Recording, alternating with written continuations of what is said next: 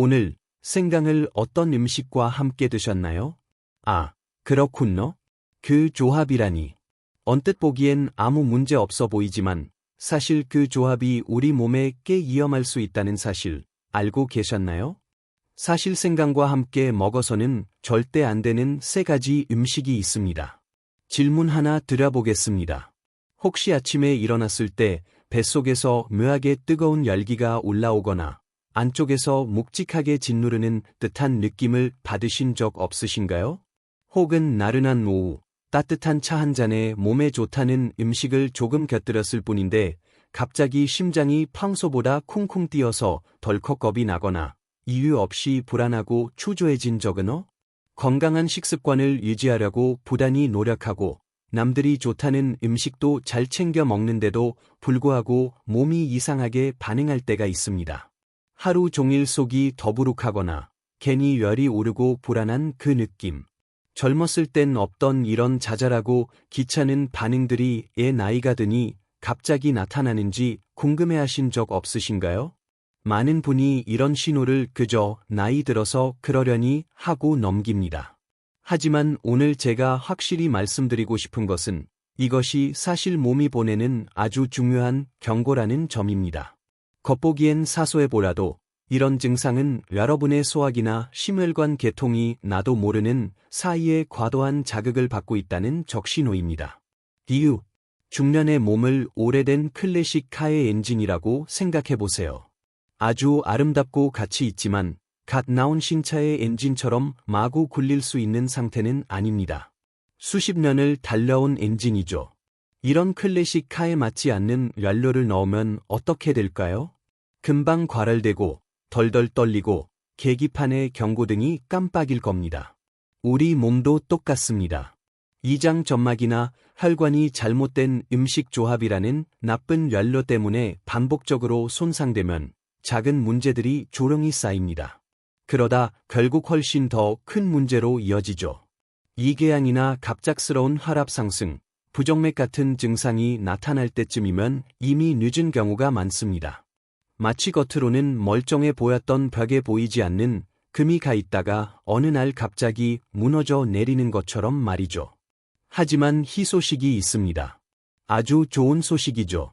이 상황은 일상 속의 아주 작은 습관 하나만 바꿔도 충분히 그리고 완전히 되돌릴 수 있다는 점입니다.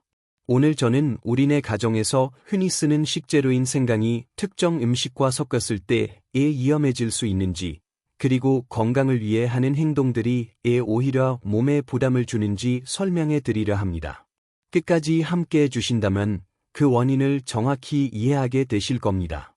무엇보다 매일 아침 단 한 잔으로 몸을 부드럽게 보호하고 편안하게 만드는 법을 알게 되실 겁니다. 복잡한 의학 지식이 아닙니다. 누구나 부엌에서 바로 실천할 수 있는 아주 간단한 방법들입니다. 구독 요청. 본격적으로 시작하기 전에 건강 정보에 관심이 있고 매일 조금씩 내 몸을 더 잘 돌보고 싶으시다면 구독과 좋아요, 그리고 댓글을 남겨주세요. 오늘 이야기가 더 궁금하시다면 댓글창에 숫자 1분이나 내라고 남겨주시면 제가 확인할 수 있습니다. 여러분의 구독과 댓글은 제가 계속해서 좋은 정보를 나눌 수 있는 힘이 되기도 하고 무엇보다 여러분 스스로가 건강을 최우선으로 챙기겠다는 작은 약속이기도 합니다. 자기소개 및 신뢰성.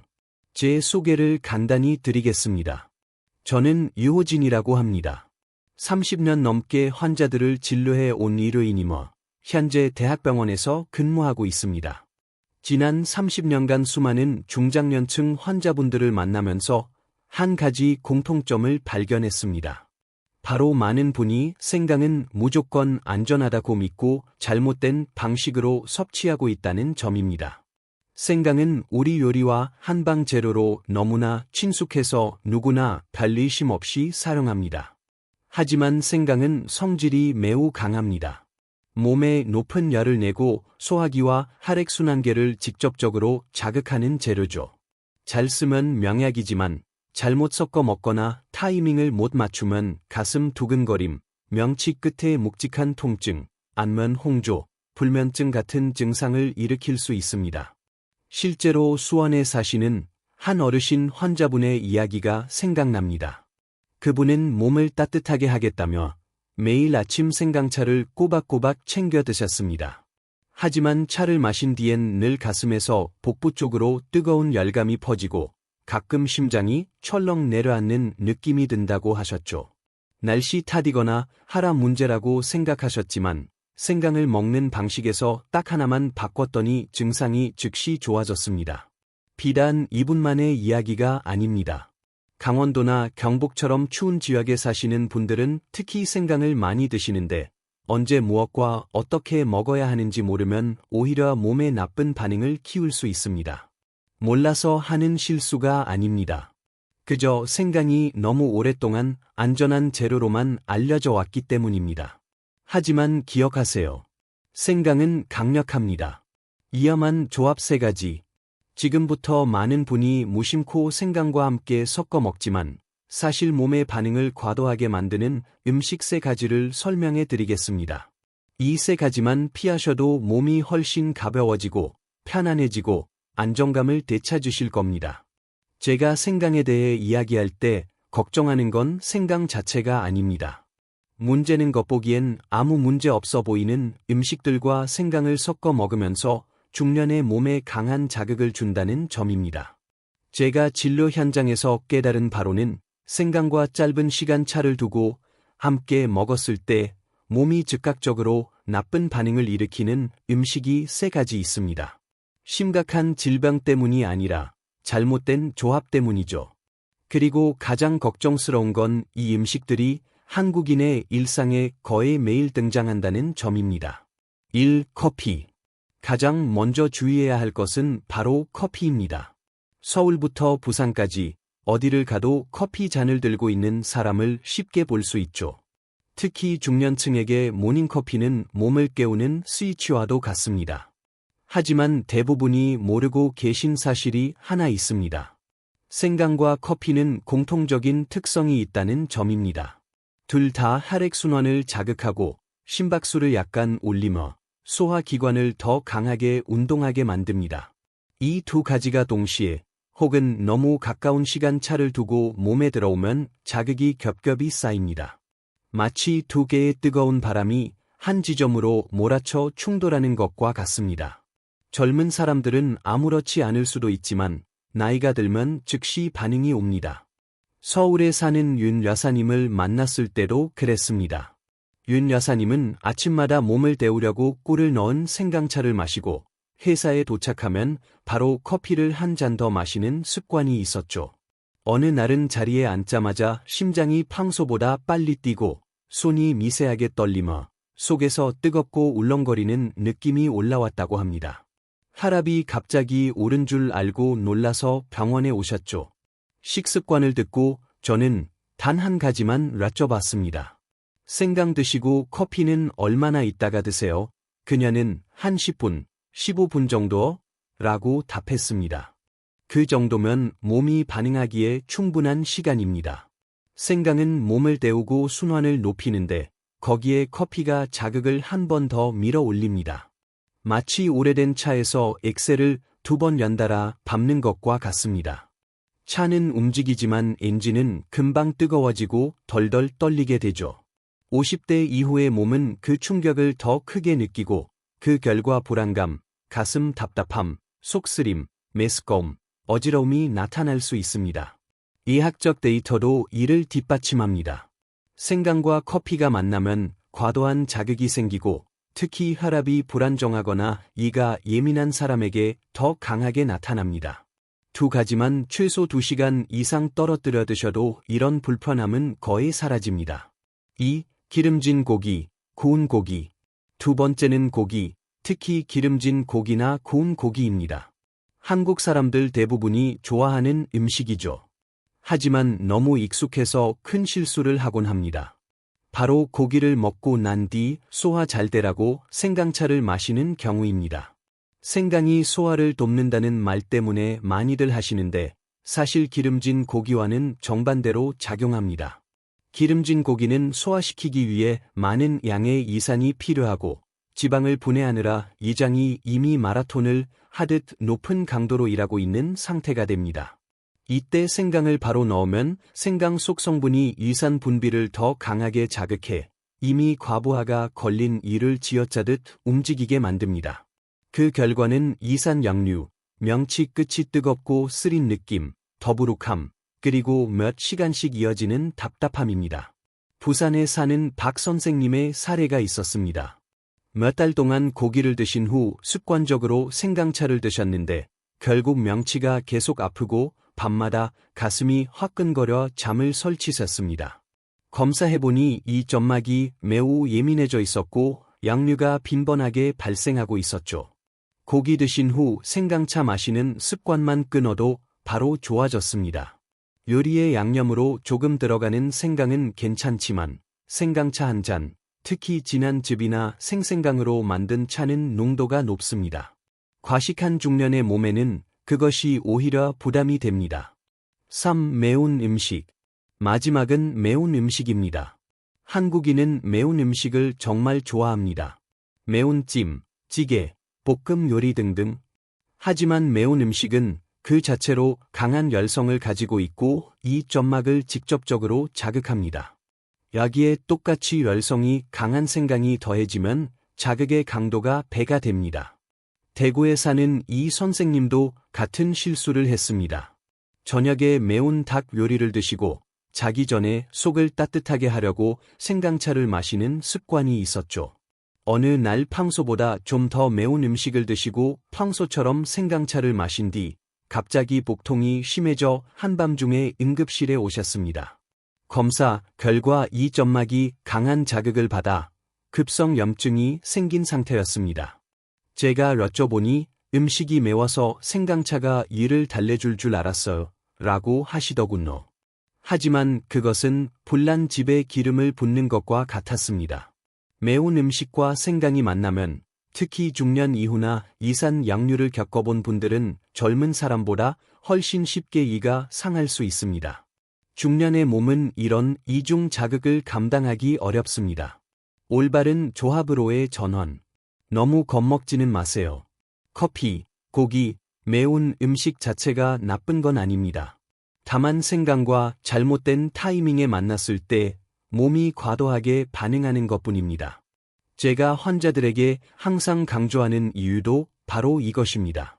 중년의 몸은 예전처럼 재빠르게 회복하거나 조절하지 못합니다. 잘못된 조합 하나만으로도 심장이 두근거리고 속이 쓰리고 잠을 못 자게 될 수 있습니다.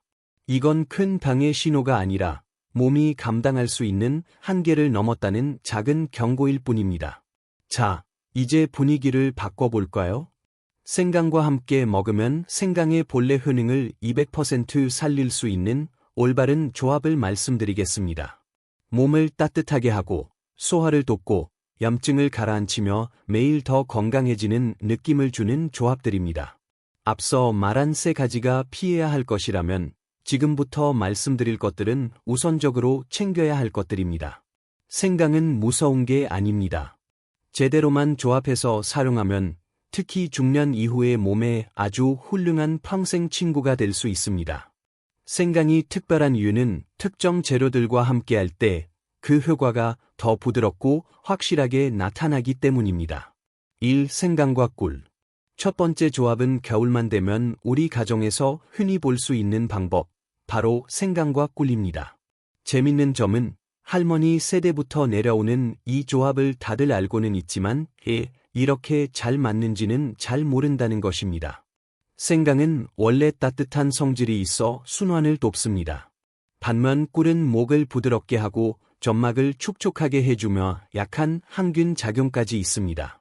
이 두 가지가 만나면 마치 얇고 부드러운 담요가 몸속을 감싸는 듯한 따뜻한 음료가 됩니다. 이건 단순한 민간요법이 아니라 과학적으로도 설명이 됩니다.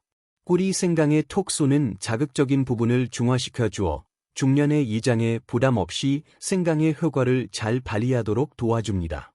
수원에 사는 64세 조 여사님이 떠오릅니다.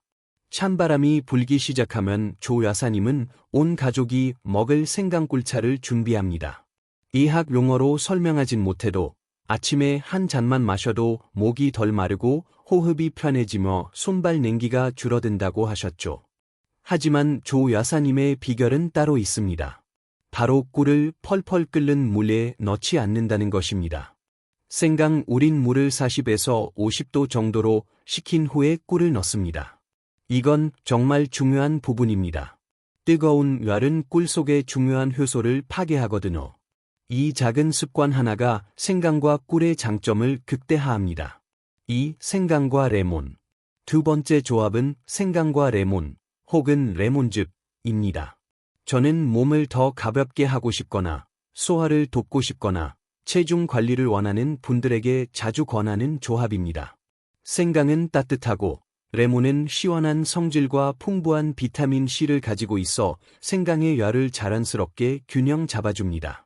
이 조합은 상쾌함과 소화 기능을 동시에 주는데 식후에 몸이 무겁거나 더부룩함이 자주 느껴지는 50대 이상 분들에게 특히 효과가 좋습니다. 하지만 여기서도 많은 분이 실수를 합니다. 레몬을 너무 뜨거운 물에 넣는 것이죠. 비타민C는 열에 매우 약해서 끓는 물에 넣으면 거의 다 파괴됩니다. 반드시 60도 이하의 따뜻한 물을 사용하셔야 합니다. 57세의 문 선생님을 기억합니다. 식단 조절을 열심히 하는데도 아랫배가 무겁고 소화가 더딘 느낌이 계속된다고 하셨죠. 제가 적정 온도의 생강 레몬 물을 매일 아침 드시라고 조언했고 2주 만에 문 선생님은 깜짝 놀란 목소리로 전화를 주셨습니다. 배가 훨씬 가벼워졌고 아침 식사 후 생기던 가짜 배고픔이 사라졌으며 머리가 맑아졌다고. 건강이 좋아지는 건 복잡한 무엇 때문이 아니라 몸이 필요로 하는 것을 올바른 방식으로 줄 때 가능합니다. 3. 생강과 녹차. 세 번째 조합은 생강과 녹차입니다. 저는 이 조합을 중년의 수호자라고 부르곤 합니다. 녹차는 항산화 성분이 매우 풍부해서 세포를 보호하고 노화를 늦추며 심혈관 건강까지 돕습니다. 여기에 생강이 더해지면 몸을 따뜻하게 해서 순환을 돕고 녹차의 좋은 성분이 몸 구석구석 잘 전달되도록 길을 열어주는 역할을 합니다. 녹차가 보호하고 생강이 배달하는 셈이죠. 부산에 계신 제 선배 송 박사님은 수십 년 동안 맑은 정신을 유지할 수 있었던 비결이 보약이 아니라 매일 아침 녹차에 생강을 몇 조각 넣어 마시는 습관 덕분이라고 했습니다. 과학적으로도 녹차의 카테킨과 생강의 진저롤은 함께 작용할 때 시너지를 냅니다. 하지만 반드시 기억해야 할 점이 있습니다. 생강과 녹차는 저녁에는 절대 드시면 안 됩니다. 녹차에는 카페인이 있고 생강은 몸을 데웁니다. 저녁에 마시면 몸이 편안해지는 게 아니라 각성됩니다. 이 조합은 아침이나 점심 식사 후가 가장 좋습니다. 안전 지침 및 마무리. 생강 플러스 꿀, 생강 플러스 레몬, 생강 플러스 녹차. 이 세 가지 열쇠는 중년의 몸에 각기 다른 문을 열어줍니다. 목을 보호하는 문, 소화를 돕는 문, 그리고 심혈관을 지키는 문이죠. 하지만 가장 중요한 건 올바른 사용법입니다. 마지막으로 생강을 안전하게 섭취하는 핵심 조언을 드리고 싶습니다. 많은 분이 천연 재료니까 마음껏 먹어도 된다고 생각합니다. 하지만 중년의 몸은 20대와 다릅니다. 모든 것에 절제와 관찰이 필요합니다. 가장 흔한 실수 중 하나는 공복에 진한 생강차를 마시는 것입니다. 특히 추운 날 빈속에 뜨거운 생강차를 마시면 얇은 천과 같은 이 점막이 바로 자극을 받습니다. 어지러움이나 속쓰림을 느끼셨다면 섭취 시간을 식사 후로 옮기세요. 그 단순한 변화만으로도 대부분의 불편함은 사라집니다. 또 하나는 별표입니다. 생강은 열이 많습니다. 중년의 몸에는 매일 적당량만으로도 충분합니다. 순환에 좋다고 하루에 3잔씩 드시다가 불면증과 심장 두근거림을 겪은 환자분도 계셨습니다. 줄이자마자 바로 좋아지셨죠. 그리고 저녁 섭취를 피하세요. 몸이 휴식을 준비하는 밤에 생강이 들어오면 잠을 깊게 자기 어렵습니다. 저는 여러분이 생강을 두려워하기보다 존중하셨으면 좋겠습니다. 중년의 몸은 오래 달린 기계와 같습니다. 부드럽고 안정적인 관리가 필요합니다. 작은 습관 몇 가지만 바꿔도 몸은 놀라울 만큼 가볍고 편안해질 수 있습니다. 저는 서울의 바쁜 직장인부터 부산의 어부, 강원도의 농부까지 수많은 환자에게서 그 변화를 목격했습니다. 건강은 거창한 것에서 시작되지 않습니다. 작은 습관, 올바른 선택, 그리고 내 몸의 소리에 귀 기울이는 태도에서 시작됩니다. 여기까지 들어주셨다는 것은 이미 여러분이 자신의 몸을 진심으로 아끼고 있다는 증거입니다. 그 마음이야말로 가장 중요한 첫걸음입니다. 오늘 귀한 시간 내주셔서 감사합니다. 부엌에서 생강을 보실 때마다 올바른 때와 방법으로 섭취하면 가장 좋은 친구가 될 수 있다는 사실을 기억해 주세요. 오늘 이야기가 여러분의 일상을 더 건강하고 편안하고 평온하게 만드는 데 도움이 되길 바랍니다. 도움이 되셨다면 댓글과 구독, 좋아요 부탁드립니다. 그 작은 행동이 제가 앞으로도 여러분과 가족분들에게 유익한 정보를 계속 나눌 수 있는 큰 힘이 됩니다. 다음 영상에서 우리 몸을 더 똑똑하고 따뜻하게 돌보는 방법으로 다시 찾아뵙겠습니다. 감사합니다.